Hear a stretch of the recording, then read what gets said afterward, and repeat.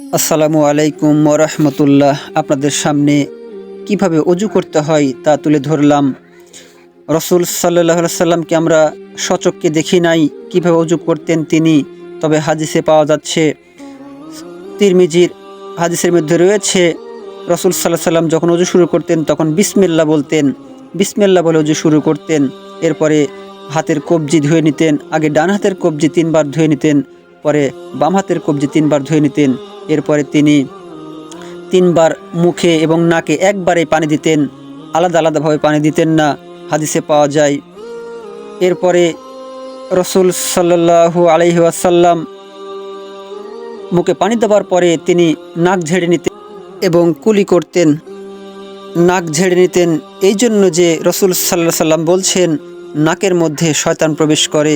এরপরে তিনি 3 বার করে তার মুখমণ্ডল ধুয়ে নিতেন। যখন 3 বার করে মুখমণ্ডল ধোয়া হয়ে যায় তখন রসুল সাল্লাল্লাহু সাল্লাম কী করতেন, তার প্রথমে কোনা পর্যন্ত তিনি 3 বার করে হাত ধুয়ে নিতেন। প্রথমে ডান হাত ধুয়ে নিতেন, এরপরে তিনি 3 বার করে বাম হাত কোনাই পর্যন্ত তিনি ধৌত করতেন। এইভাবেই আমরা হাদিসের মধ্যে পাচ্ছি। আমরা যেহেতু রসুল সাল্লাল্লাহু সাল্লামকে সরাসরি দেখে নাই, হাদিস আমরা পাচ্ছি। আমাদের দিনী ভাইদের অজুর মধ্যে কিছু ভুল রয়েছে, এই জন্যই আপনাদের মাঝে এই অজুটা আমি তুলে ধরলাম। রসুল সাল্লাল্লাহু সাল্লাম যখন মাথা মোছা করতেন, কিভাবে মাথা মোছা করতেন, সহিহ মুসলিমের হাদিসে এসেছে মাথার প্রথম ভাগ থেকে শুরু করে শেষ পর্যন্ত নিয়ে যেতেন আর পিছন থেকে আবার সামনের ভাগে ফিরে আসতেন।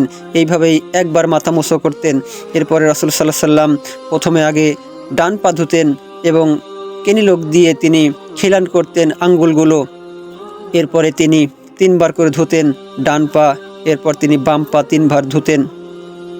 3 বার ধোয়ার পরে তিনি যখন অজু সম্পূর্ণ শেষ হয়ে যেত তখন রসুল সাল্লাল্লাহু আলাইহি ওয়াসাল্লাম আমাদেরকে শিক্ষা দিয়েছেন যে তোমরা যখন অজু শেষ করবে তখন তোমরা কি বলবে, আশহাদু আল্লা ইলাহা ইল্লাল্লাহ, আমি সাক্ষ্য দিচ্ছি আল্লাহ ছাড়া কোনো মাবুদ নেই, আশহাদু আল্লা শারিকা লাহু ওয়া আশহাদু আন্না মুহাম্মাদান আবদুহু রাসূলুহু।